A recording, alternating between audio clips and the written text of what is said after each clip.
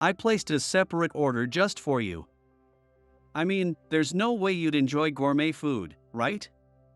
This should be enough for someone like you. At the middle school reunion venue, while everyone else was handed visibly expensive lunches, what was placed in front of me was a simple packed lunch. The kind you'd find at a convenience store. The elite classmate, now working at a major corporation and responsible for arranging the food, looked down at me with a mocking grin. It was true, I had been poor. So poor that I couldn't even attend high school, ending up working at a factory after graduating middle school. But now, just then, a stunningly beautiful woman appeared at the entrance to the hall. She walked straight toward me and said, "President Smith, are you pretending to be ordinary?" Her words left my former classmates speechless. No way. Is that company really the one everyone's heard of? My name is Gabriel Smith. While preparing for tomorrow's lessons in a classroom of the Starlight Academy, I was lost in memories of those distant days. Gabriel, you will absolutely get into a top university. I still vividly remember the words of my junior high school teacher, Mr. Miller. But for me, those words felt like a burden. We had no money. Though my parents worked tirelessly, even attending high school seemed impossible. "I'm sorry, Gabriel." My father's trembling voice. My mother's tears.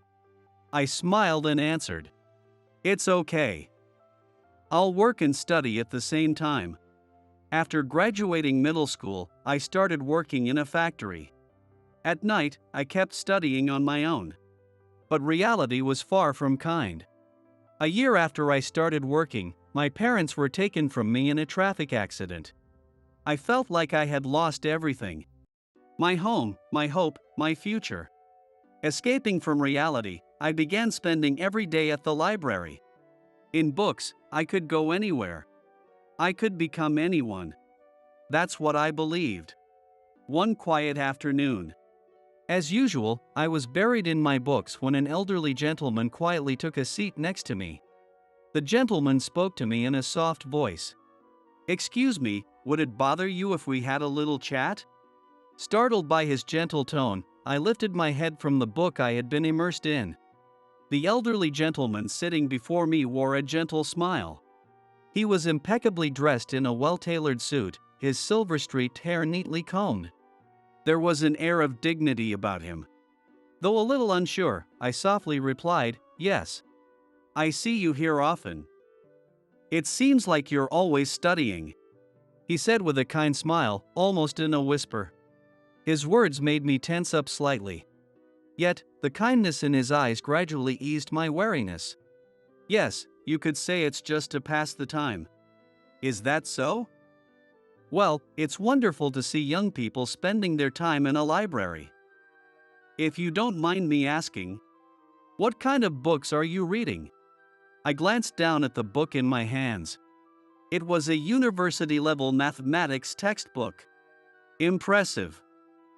For someone your age to tackle such advanced material. "Would you mind telling me a bit about what interests you?" His gentle curiosity encouraged me to open up. I started speaking quietly, sharing how much I enjoyed studying, how circumstances had kept me from attending high school or college, but how I couldn't give up and continued learning on my own. The elderly gentleman listened intently, his expression serious. When I finished, he spoke calmly yet firmly. "If you love studying that much, why not turn it into your profession?" His words caught me off guard, my eyes widening. "But I don't have the education." "Aren't you frustrated about not being able to pursue your education?" I was at a loss for words. He smiled gently. "If you're frustrated, then rise above it. You have talent. Don't let it go to waste." Those words changed my life. The days that followed were nothing short of a battle. I worked during the day and studied at night. I sacrificed sleep to attend a correspondence high school. Eventually, I earned the equivalent of a college degree. Even if you're born into difficult circumstances, you can make a comeback if you put your heart into studying. With that conviction, I set out to create a small prep school. In the beginning, it was just a rented room in an apartment. The desk was something I found at a second-hand shop, and the chairs were all gifts from acquaintances.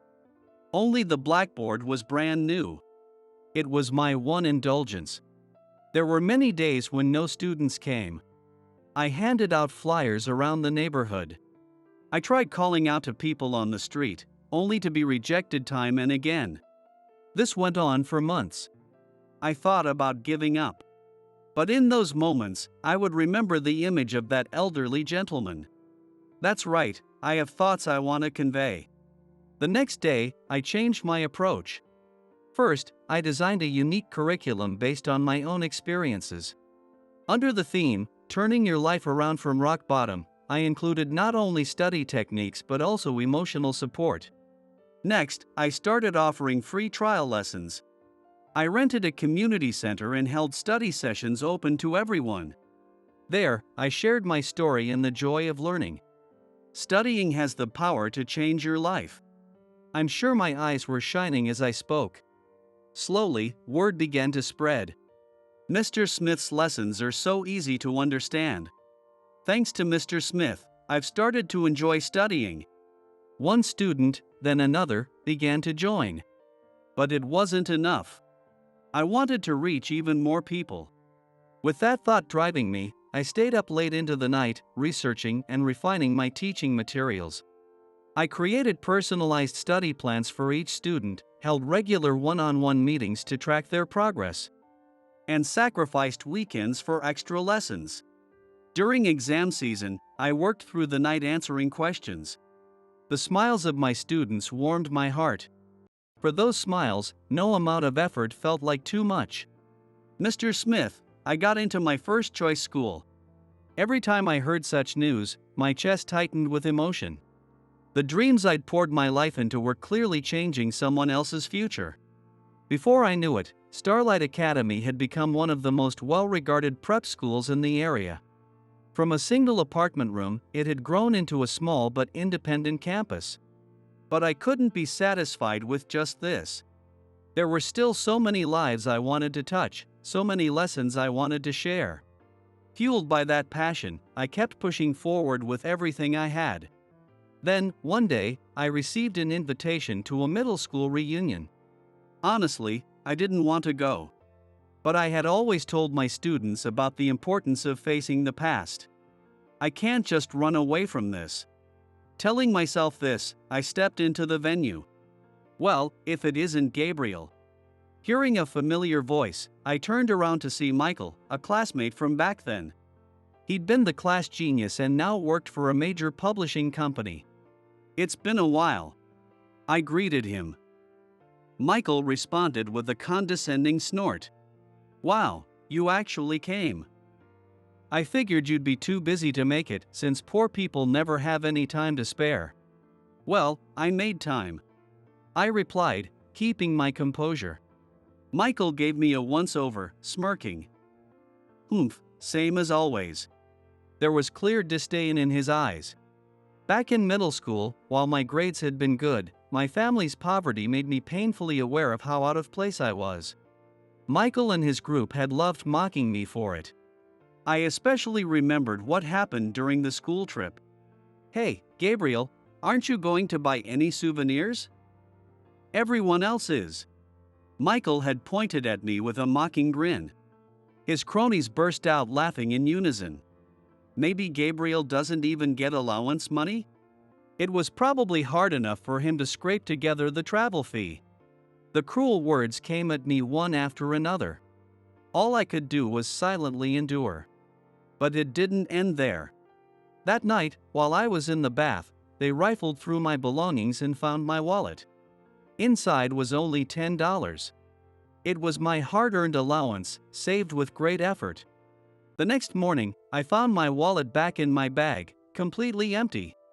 In place of my money, what they had left behind was a wooden bear carving, something utterly impractical and mocking. Hey, we bought you a souvenir instead. You should be grateful, right? Michael and his friends spoke as though they had done me a favor. I couldn't bring myself to tell the teacher. All I could do was swallow my frustration. When they found out I couldn't go to high school, their ridicule only intensified. So, Gabriel, you're going to work at a factory, huh? Yeah, that suits you. You're smart, but it's a shame. Still, this is just the reality, isn't it? Every time they said something like that, I clenched my teeth. But I lacked both the courage to argue back and the power to change my circumstances. And now, I'll distribute the lunchboxes. These were arranged by Michael. Ryan, the reunion organizer, announced, snapping me back to the present. The lunchboxes being handed out were visibly luxurious. The lacquered boxes were decorated with intricate designs and packed with high-quality ingredients. Wow, as expected. This is going to be amazing. Excited murmurs filled the room. Then Ryan approached me, his expression clouded with confusion. Ryan had a puzzled expression on his face. The lunchbox with my name on it was clearly different from the others. Gabriel's lunch is this one, I think. What he handed me was a cheap, plastic convenience store lunchbox. When I opened it, I found a simple dried seaweed and rice lunch inside. The room fell silent. Ryan glanced uneasily at Michael. Oh, yeah, I made a special order just for Gabriel. I mean, there's no way he'd appreciate gourmet food, right? This is plenty for a poor guy like him. Isn't that right, Gabriel? All eyes turned toward me, some filled with pity, others with faint amusement. I took a deep breath and forced myself to appear calm. Yeah, thanks. This is more than enough for me, I replied, picking up the lunchbox. Michael's mocking gaze bore into me. Of course. That's just like you, Gabriel. At those words, soft chuckles could be heard here and there across the venue. I sat down quietly and opened the box. Seaweed, a rolled omelet, a few meatballs. It was simple, but the familiar aroma stirred something nostalgic. Thank you for the food, I murmured under my breath and picked up my chopsticks. That's when it happened. Excuse me, is Gabriel here? A resolute voice rang through the hall. I turned to see a woman standing at the entrance. Her long black hair swayed gently, and her poised demeanor exuded confidence. It was as though the air around her shimmered with light. The room fell into a hushed silence. The men's gazes locked onto her, as though drawn by an invisible force. Michael was quick to his feet, striding over to her. I'm Michael. And you are? I'm Kimberly Kendrick. I'd like to speak with Gabriel. Oh, Gabriel? He's over there eating his seaweed. But Kimberly, what business could you possibly have with someone like him? Michael shot me a contemptuous look. Come on, Kimberly, why don't you stop and chat with us? No, with me. The men around also scrambled to get closer to Kimberly. I'm sorry, but I only have business with Gabriel.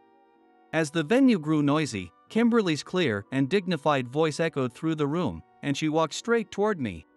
When her eyes landed on the boxed lunch in front of me, her expression shifted. President Smith, are you imitating commoners now? I drew in a sharp breath at her words. Every gaze in the room turned to us simultaneously. Kimberly continued, looking at me with a mix of exasperation and concern. Please stop pretending to understand how ordinary people feel by mimicking their ways. Even here, of all places. The entire room fell silent at her words. Faces, including Michael's, twisted in shock and confusion. President Smith? Michael managed to croak out. At that moment, Kimberly cleared her throat lightly and stepped to the center of the room.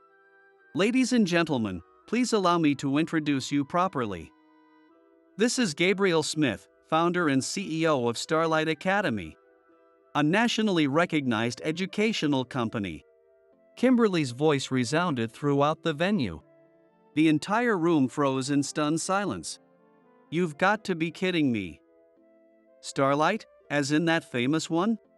Michael's face drained of color. His eyes widened, and his mouth opened and closed soundlessly, no words coming out. Starlight, the one with those TV commercials? Didn't it go public last year on the New York Stock Exchange? My son attends their school. Whispers began to ripple through the crowd.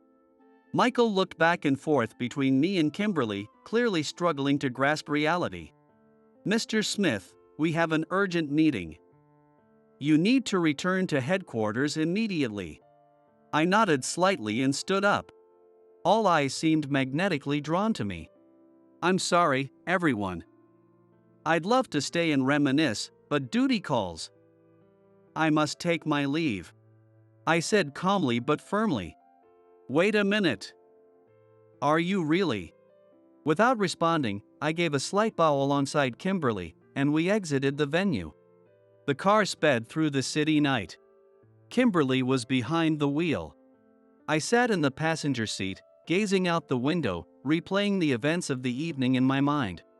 After a long silence, I finally broke it. Hey, Kimberly. That urgent meeting, that was a lie, wasn't it? She glanced at me briefly, then smiled softly. Impressive. You saw right through it. Why would you do that? I remember you once told me about your past during a night out drinking. Her words made me stiffen slightly. I recalled that I had indeed confided in her. On the night I achieved a major success at work, I couldn't help but share stories from the past. You told me about your middle school classmates and how much they had tormented you. What they did was awful. But what they tried to pull today was no better. Her voice carried a faint edge of anger. I let out a deep sigh. After a brief silence, I quietly began to speak. This reunion. I made up my mind to attend. It's been years, and I thought it was time to let go. To accept the past as it is and move forward. But I guess it was still too soon for me. I'm really glad you came, Kimberly. Thank you. I turned toward her and smiled. Kimberly looked surprised for a moment but quickly returned to her gentle smile. Of course. After all, you've helped me so much, Mr. Smith. Her words brought back old memories. It was about 5 years ago. Back when Starlight Learning Center was just a small, privately run tutoring school. That day, a young woman came in for an interview. That was my first encounter with Kimberly. I saw the job posting for a part-time position. My name is Kimberly. She greeted politely, but her somewhat hesitant demeanor caught my attention. As the interview progressed, her background astonished me. She had graduated from a top-tier university and had previously worked full-time at a major prep school. Why would you want to work at a small place like this? Unable to stop myself, I asked, and Kimberly replied while looking down. The truth is, I was let go from my last school. Her words made me furrow my brow. The students said my lessons were hard to follow. No matter how much I tried to teach, I couldn't get through to them. I lost my confidence. But I still love teaching. So, her voice trembled as she spoke. In that moment, I saw a reflection of my younger self in her. The pain of failure paired with an unshakable passion to continue. Got it. You're hired. I smiled as I said it. Kimberly looked shocked. Honestly, we're short-staffed right now. I'd even welcome help from a cat if I could. Don't worry. There's a knack to making lessons easy to understand. I'll teach you, so let's work hard together. I placed a hand on her shoulder. I could see a glimmer of hope return to her eyes. The next day, in an empty classroom, I began training her. Let's start with the basics. What do you think is the most important thing for making lessons easy to understand? Accurate knowledge and clear explanations? Those are important, but there's something even more crucial, putting yourself in the student's shoes. I smiled as I explained. Kimberly tilted her head slightly in confusion. For example, have you ever looked at a problem in a workbook and thought, this is easy? She nodded, a little embarrassed. But that's what's obvious to you. For the students, it might not be obvious at all. Your obvious isn't theirs. Always keep that in mind. I wrote those words boldly on the blackboard with chalk as I continued. Think from the student's perspective. If I were seeing this problem for the first time, what would I not understand?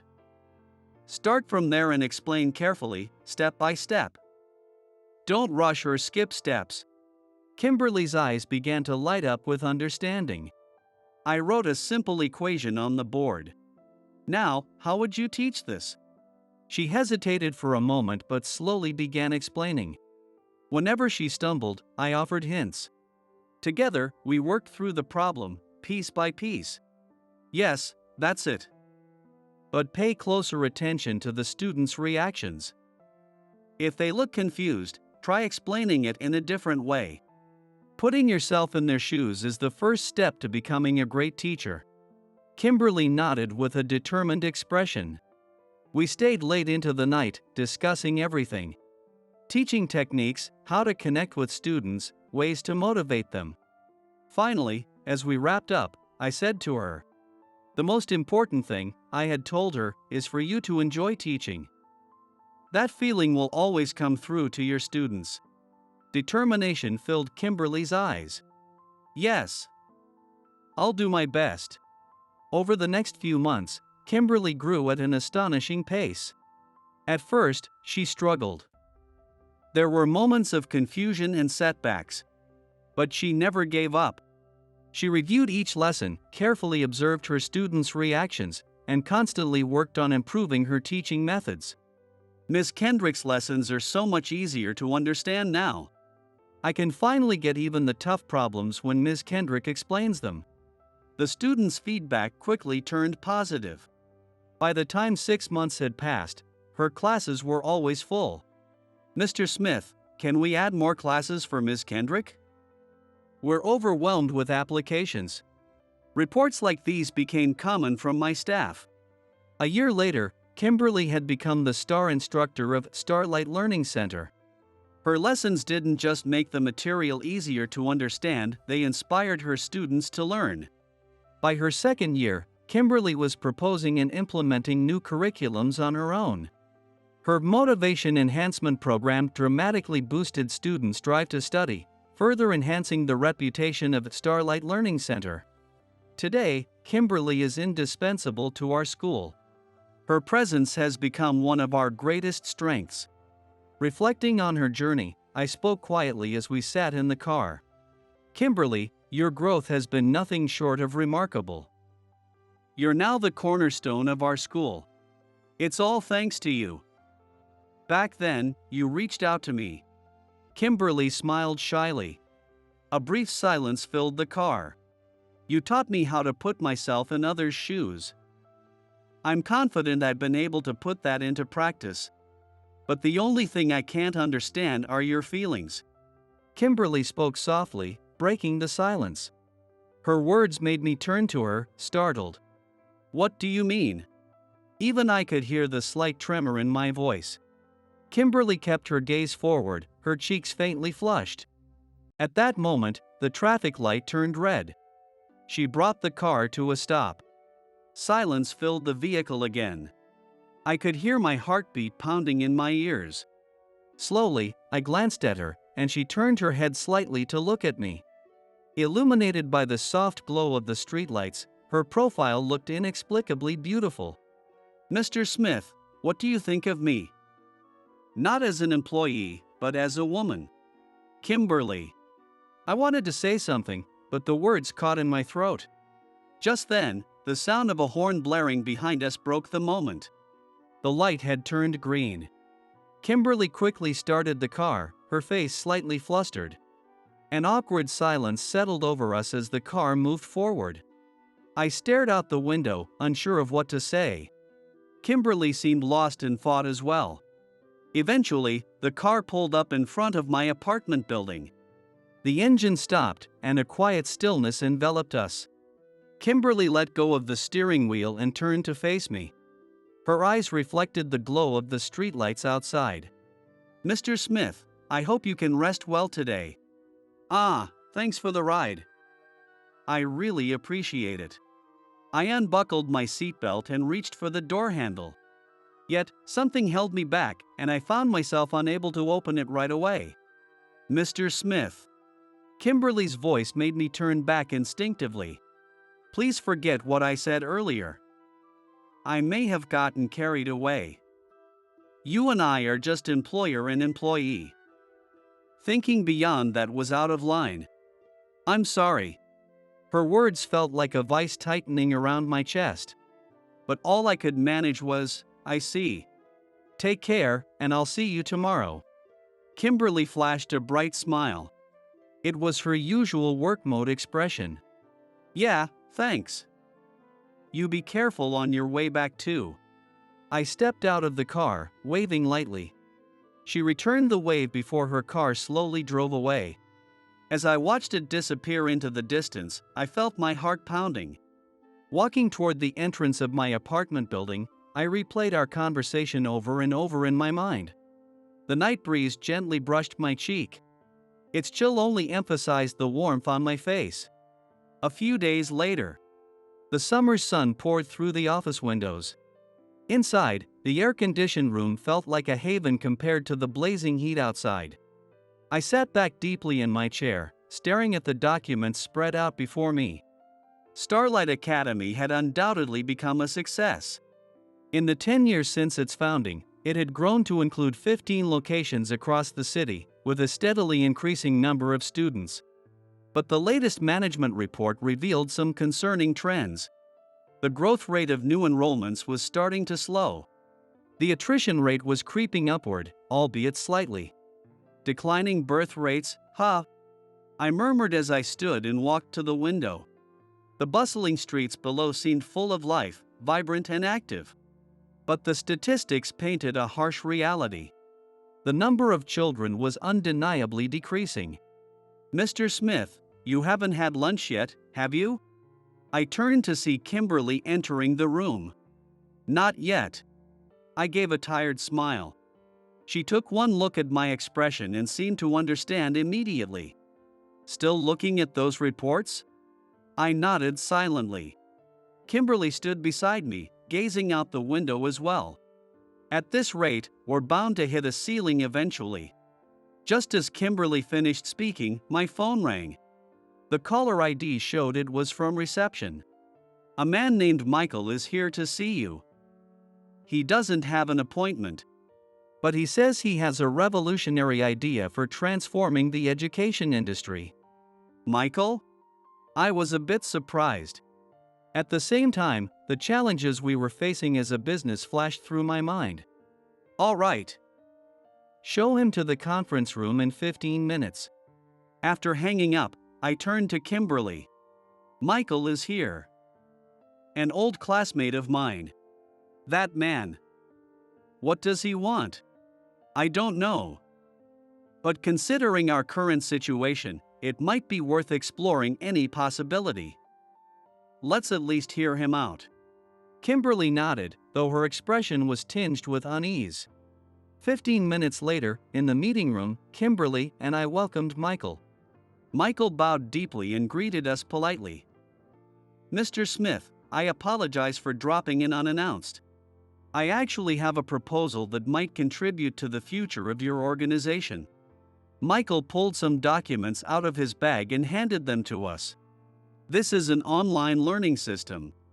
It uses a custom tablet equipped with the latest AI technology to provide optimal exercises tailored to each student's progress. With this, you can expand your student base without adding more facilities, and even extend your reach to rural areas. It could also address the declining birth rate issue. While the initial implementation cost is significant, I'm confident it will yield substantial long-term benefits. His words piqued my interest. This is certainly an intriguing idea. However, the issue is our budget. Making such an investment immediately. I completely understand it's a big decision. Michael nodded in understanding, then pulled out a business card holder from his bag and handed a card to both Kimberly and me. My contact information is here. Please take your time to consider, and feel free to reach out if you have any questions. Michael bowed politely again and added, "Thank you for taking the time to meet with me," before standing to leave. I stood as well, seeing him off at the door. Once the door closed, I turned to Kimberly, visibly excited. "What do you think, Kimberly? Isn't this a fascinating proposal? The initial cost is steep, but in the long run, it might transform the future of our school." Kimberly listened silently as I spoke enthusiastically. Her expression, however, revealed a hint of something unspoken. A slight furrow appeared between her brows, and her gaze was directed downward. "What's wrong? Is there something bothering you?" Kimberly looked up, startled, and quickly forced a smile.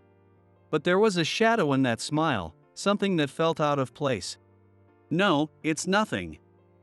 If you're this enthusiastic, Mr. Smith, it must be a good idea." She shook her head lightly. I tilted my head in confusion. There was a clear sense of unease in Kimberly's demeanor. However, sensing she didn't want to discuss it further, I decided not to press the matter. "All right, let's start drafting a concrete implementation plan. Budget adjustments will be necessary, too." Kimberly simply nodded, but her eyes carried a deep, contemplative look. Days passed. While I continued to consider Michael's proposal, Kimberly's behavior seemed off. At a morning meeting. "Good morning, Kimberly." "Good morning." I greeted her warmly, but her response was curt. The usual warmth in her tone was absent. She avoided making eye contact.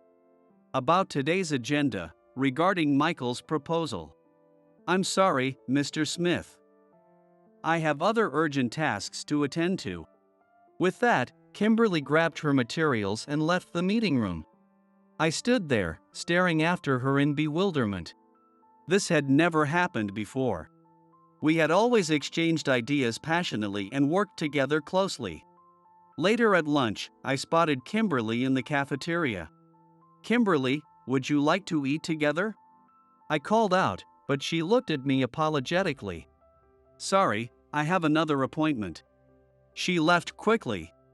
I sat alone, staring at my cooling meal, feeling an unfamiliar emptiness settle in my chest. In the evening, feeling it might be my last chance, I walked over to Kimberly's desk. "Kimberly, do you have some time to talk after work today?" "I'm sorry. I'll be leaving early today," she said, not meeting my eyes as she quickly began packing her belongings. "Kimberly, is something wrong?" At my question, her hands paused briefly. But she resumed just as quickly, replying, "No, nothing at all," before walking away. The sound of the door closing felt like a heavy gate shutting inside my heart. Why? Did I do something wrong? With no answers in sight, I stood by the office window, watching the sun dip below the horizon. I never imagined the growing distance between Kimberly and me would hurt this much. One afternoon, I decided to call Kimberly to discuss a new project. As I approached her desk, I overheard her on the phone. "Yes, Michael. I've received the materials. I'll review them. But as for Mr. Smith..." I stopped in my tracks. "Michael?" Why was Kimberly speaking with Michael? Just then, Kimberly noticed me. I saw the color drain from her face. "Oh, excuse me. I'll call you back later." Kimberly hastily ended the call. I was at a loss for words. "Mr. Smith, this is..." Kimberly began, but I wasn't in the mood to listen. "Why? Why are you in direct contact with Michael? Without consulting me?" My voice trembled. Kimberly looked down, unable to answer. A sharp, indescribable pain pierced my chest. The thought of someone I trusted deeply going behind my back to contact Michael was unbearable. And she had kept it from me. "Please explain, Kimberly." My voice was cold.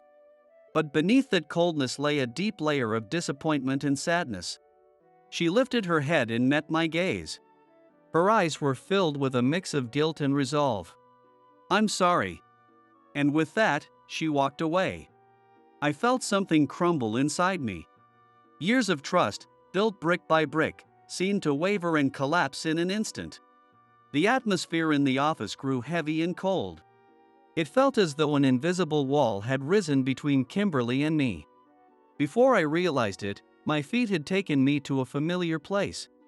A library where I had once sought refuge during a time when I thought I had lost everything. I pushed open the heavy doors and stepped inside. The silence enveloped me. The faint smell of books tickled my nose with a sense of nostalgia. I sank into a secluded seat and let out a deep sigh. Why? Why would Kimberly? The same question echoed in my mind, over and over. The pain of feeling betrayed by someone I had trusted. When I closed my eyes, the scenes from that day came flooding back vividly. I had lost my parents and all sense of hope.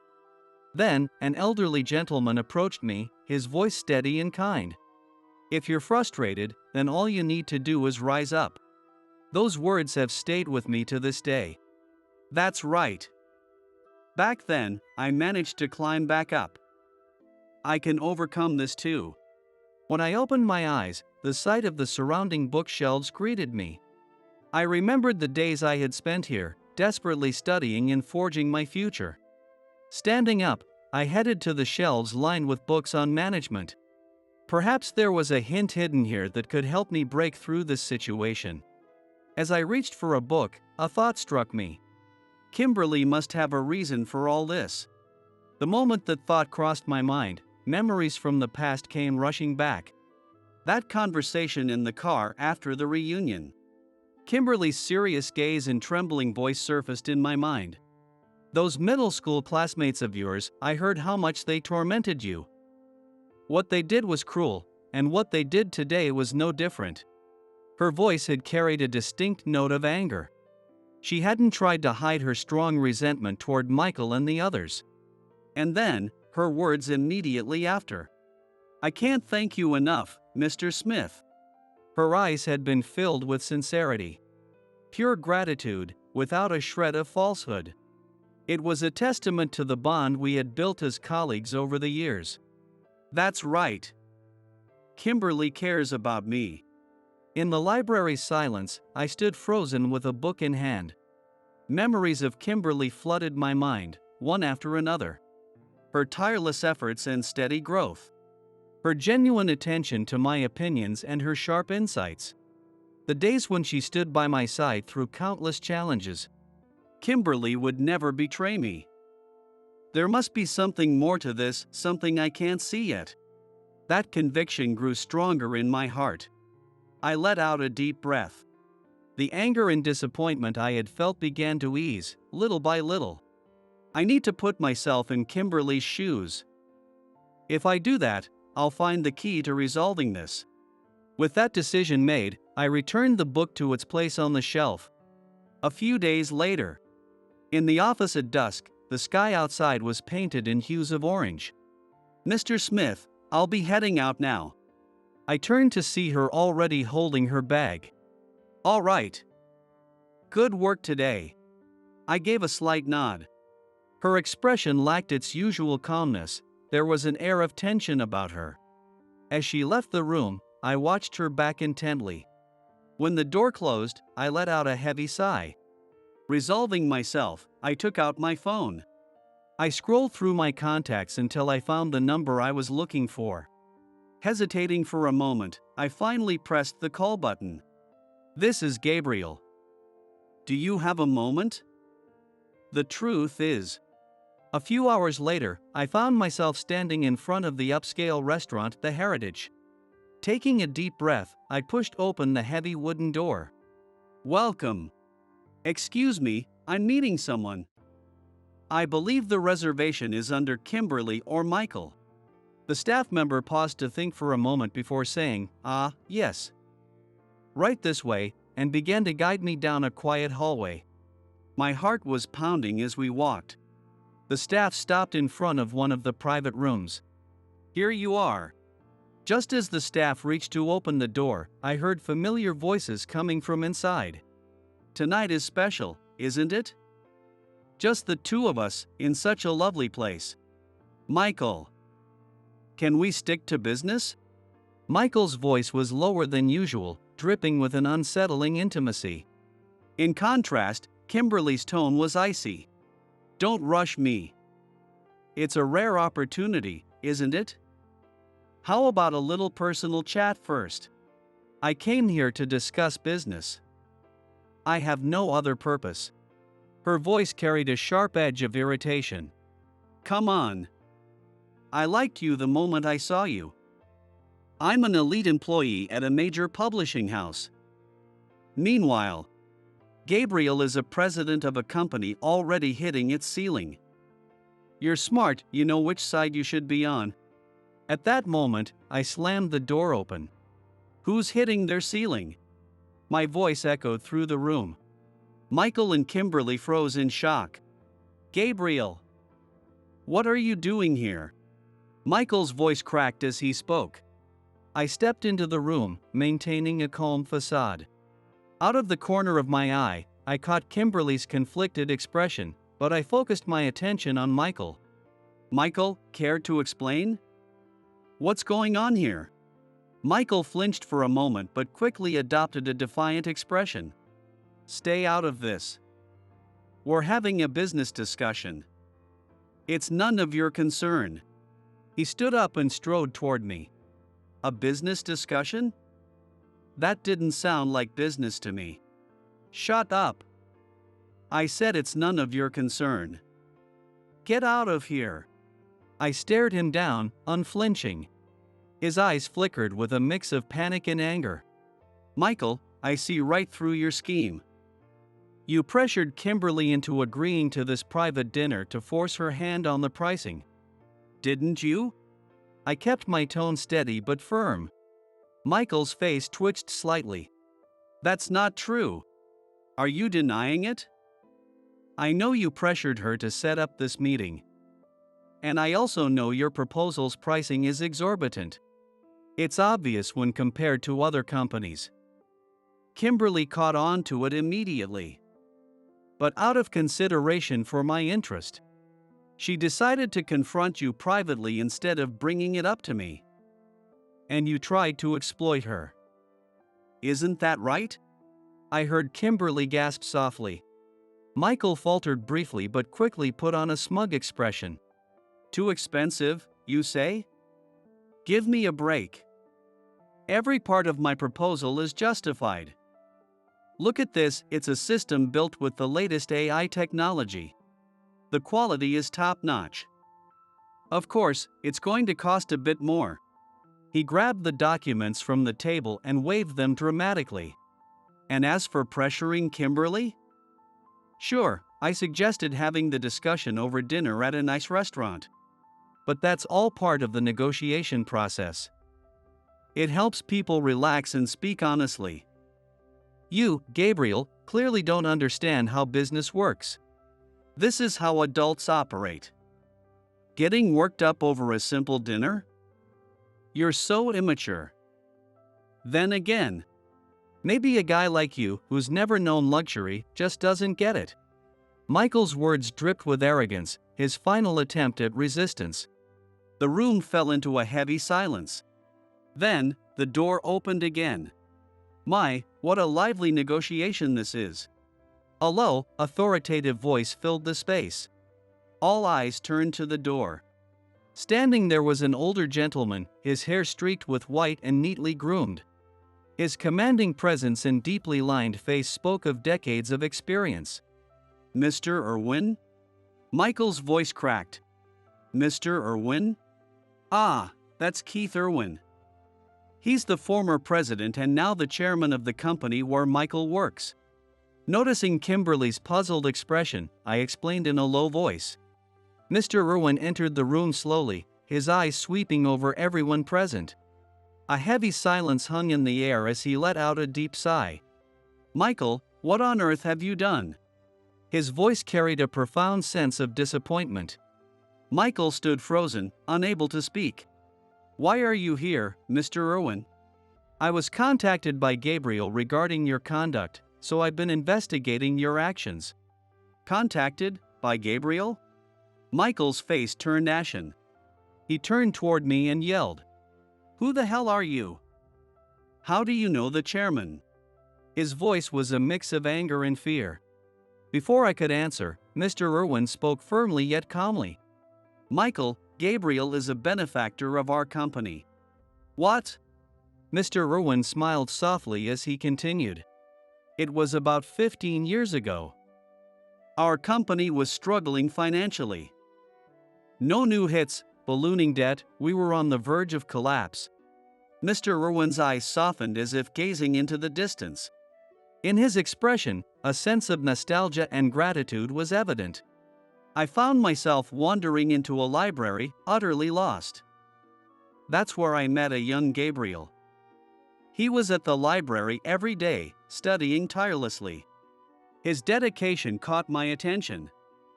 One day, I worked up the courage to speak to him. I was amazed by his depth of knowledge and his ability to explain things so clearly. So, I decided to consult with him about creating a truly useful study guide from a student's perspective. Mr. Irwin turned to me with a gentle smile. I nodded silently. I still vividly remember that day. And would you believe it? The proposal Gabriel created was phenomenal. The study guide we developed based on it became a massive hit. To this day, it remains one of our flagship products. The room fell silent as everyone absorbed his words. Michael's face went pale as a sheet. "That's a lie. It has to be a lie. There's no way someone like Gabriel could." Suddenly, Michael raised his voice. His eyes were bloodshot, and his entire body was trembling. Mr. Irwin fixed Michael with a stern gaze, speaking firmly. "Michael, I mentioned earlier that I've been looking into you, didn't I? Initially, I thought your tactics were just overly aggressive sales strategies. But the more I uncovered, the more serious the issues became." Michael's complexion grew even paler. "First, there's the matter of inflated estimates. You've been quoting prices over twice the standard rate and funneling the surplus into a personal off-the-books account. Then, there's your intimidation tactics, obtaining clients' personal information unlawfully and using it to pressure them into contracts. Furthermore, unauthorized access to the company database revealed that you were stealing leads from other sales representatives. And lastly, the misuse of company funds, claiming overseas business trips that were actually personal vacations, with forged receipts to cover your tracks." Mr. Irwin recited each accusation with a calm, authoritative tone. Michael stood motionless, completely at a loss for words. The air in the room froze as everyone processed the severity of the situation. Mr. Irwin let out another sigh. "Michael, your actions go far beyond simple overachievement. This is outright betrayal of the company's trust, potentially criminal behavior." Michael collapsed to his knees. His face was ghostly white, and his entire body trembled. I'm so sorry, so sorry. You're apologizing to the wrong person," Mr. Irwin said coldly, glaring down at him. Michael trembled violently as he prostrated himself before Kimberly and me. I'm truly, deeply sorry." His voice was barely a whisper. Kimberly gave a small nod, and I turned to Mr. Irwin. "Mr. Irwin, thank you so much for investigating Michael. Please ensure he faces the proper consequences." "Of course. If anything, we should be the ones thanking you. Thanks to you, we've uncovered a rot within our company. Honestly, it's my failure for allowing such behavior to persist under my watch." He let out a deep sigh. "But this will serve as a turning point for us. We'll rebuild the company, emphasizing ethical management and truly prioritizing our customers. Gabriel, you've saved us once again. Truly, thank you." Mr. Irwin smiled warmly. Then, as if recalling something, he continued. "Oh, by the way, Gabriel. This room is still reserved for a while longer, isn't it? Isn't that right, Michael? Michael, still pale, gave a shaky nod. Mr. Irwin glanced at Kimberly and me. A somewhat meaningful smile played on his face.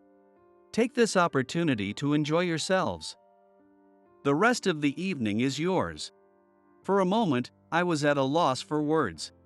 When I glanced at Kimberly, I noticed her cheeks had turned a soft shade of red. Mr. Irwin stood, placing a firm hand on Michael's shoulder, who was still kneeling and trembling.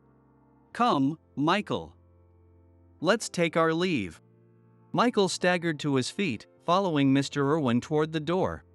With the sound of the door closing, only Kimberly and I remained in the room.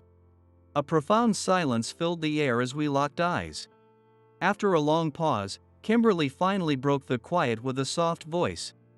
Mr. Smith, how did you know? That I'd fallen into Michael's trap? I exhaled deeply, then replied slowly. It was obvious. You weren't yourself. You didn't act like the Kimberly I know. But I treated you so coldly. You want to know why I still trusted you, don't you? I was momentarily at a loss for words. I hesitated, unsure of how to express the true reason buried deep in my heart. It's because I love you, Kimberly. I've always loved you. Summoning all my courage, I continued. Her eyes widened in surprise. Your dedication to your work, your kindness in supporting each and every student, your resilience in the face of adversity, and above all, your smile. That radiant expression when students finally understand something, it makes me happy just to see it. And your sincerity. Even in this situation, you try to protect the company and the students, putting yourself at risk.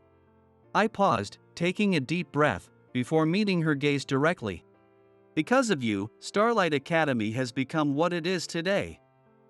You're not just an employee, you're an irreplaceable partner to me. That's why I want you to keep walking by my side.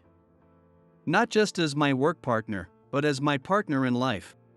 At those words, Kimberly's expression softened into a gentle smile. Her eyes glistened with tears, holding a warm, radiant light. Mr. Smith, no, Gabriel. I felt the same way about you for a long time. I want to walk this path with you both in work and beyond. Kimberly's voice was quiet, yet it carried a clear sense of conviction. The atmosphere in the room shifted instantly, growing brighter and warmer. At that moment, the door opened quietly, and a server entered, carrying an array of luxurious dishes. Thank you for waiting. Please enjoy your meal. After the server left, Kimberly and I exchanged a smile. Let's eat. When I said that, Kimberly nodded happily. After all, a Gabriel suits luxurious and delicious dishes like this better, don't you think? Not simple packed lunches. Packed lunches can be delicious too, you know? Oh, Gabriel. But that's what I love about you, how you stay true to yourself no matter how far you climb. Kimberly said that with a gentle smile. Her eyes were filled with kindness and affection. I couldn't help but catch my breath. Her smile made my heart feel like it was glowing from within. Thank you. That was all I could say.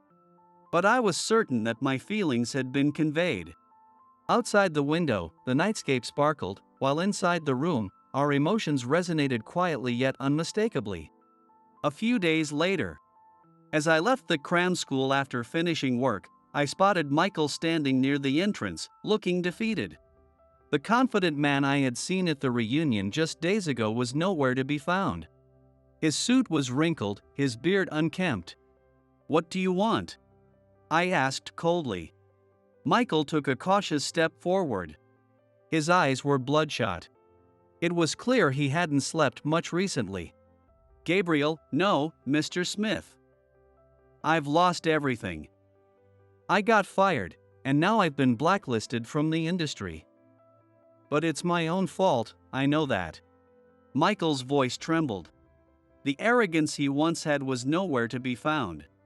I'm so sorry for what I did to you and Kimberly. Michael bowed deeply. There was no trace of the prideful man he had been. Instead, his figure was one of pure remorse. I let out a deep sigh. Honestly, seeing him like this, it was hard to feel simple hatred. Michael, I'll be straight with you. What you did, both back in middle school and recently, is not something I can easily forgive. I saw his shoulders slump. But, I continued, choosing my words carefully. I'm sure you had your reasons. Michael looked up, tears glistening in his eyes as he began to speak. My father, he was strict. He always said I had to be the best, no exceptions. Back in middle school, every time you beat me, his punishments got worse. That's why I resorted to underhanded tactics. His voice faltered. Even as an adult, I couldn't escape that trauma. I thought I always had to be on top, always had to use someone as a stepping stone. But in the end, it's all my weakness. I know it's just an excuse. He bowed his head again, deeply. After a moment of silence, I finally spoke. People can change. This can be the turning point for you. While I can't forgive what you've done in the past, how you live from now on is up to you. Do your best. Michael looked up in surprise. Tears glistened in his eyes. Thank you, Gabriel. I swear, I'll become a better person. I'll be expecting it. I gave a slight nod.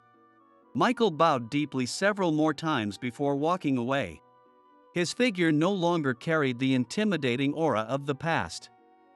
Instead, he seemed to radiate a sense of newfound determination. I looked up at the sky. Everyone makes mistakes. What matters is learning and growing from them. I couldn't help but hope that Michael's future would be better. 6 months later, the atmosphere at the Starlight Learning Center had changed dramatically. Gabriel, look at this. Kimberly said excitedly, holding up a report. I took it from her and read through it. Student enrollment has doubled? Yes. The Starlight Anywhere system you developed is a huge hit. Starlight Anywhere. This was the unique online learning platform we developed. It provides tailored problems based on each student's individual learning progress. Moreover, it allows real-time interaction with instructors. And even though it's priced at about 70% of traditional in-person lessons, our profit margins have actually increased. Kimberly's words prompted me to examine the report in greater detail.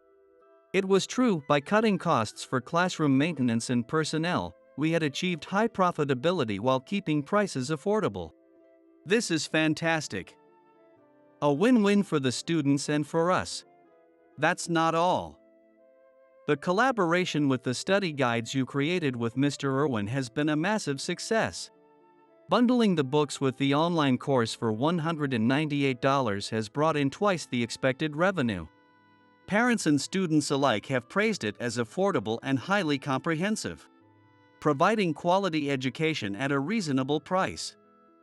It feels like our vision has finally come to life. I couldn't help but smile. Looking out the window, I saw the twilight sky spreading above, balancing price and quality while reaching as many students as possible. This was the goal we had always been working toward. At that moment, my eyes were drawn to the glow of the setting sun reflected in Kimberly's gaze. Kimberly. Her name slipped out before I realized it. She tilted her head slightly, looking back at me with curiosity. That simple gesture was so endearing it made my heart race. Thank you. It's because of you that we've come this far. As I expressed my honest feelings, a faint blush spread across her cheeks. I should be thanking you. I wouldn't have grown this much without you, Gabriel. Her voice was soft but carried a clear sincerity. On impulse, I took her hand. It was warm and gentle. Her earlier words suddenly came to mind. Remember when you said you didn't understand how I felt?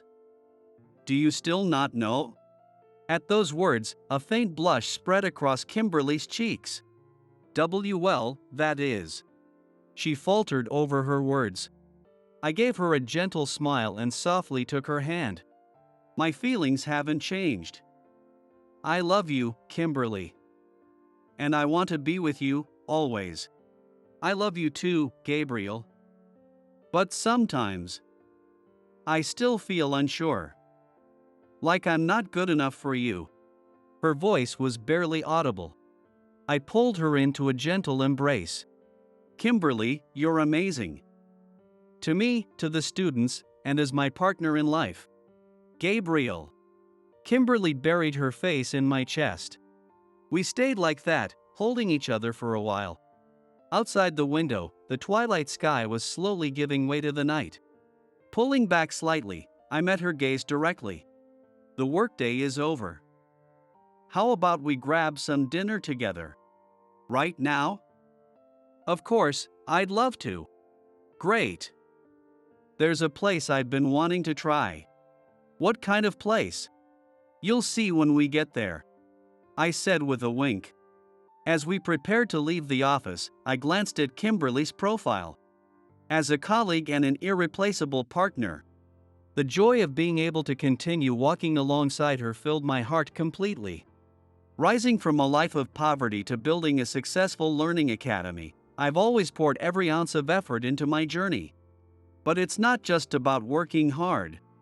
By approaching people with sincerity and confronting my work with genuine dedication, I was able to earn the trust of those around me. Meeting Kimberly deepened this understanding even further. Her presence reaffirmed the importance of unwavering effort and sincerity. The true brilliance of life comes from small, consistent efforts and authentic connections with others. No matter how challenging the situation, as long as we hold on to these two principles, a path forward will always reveal itself. My life is proof of that. And so, I will continue to carry effort and sincerity in my heart, striving for even greater heights. Because I believe that is the only way to make life truly shine.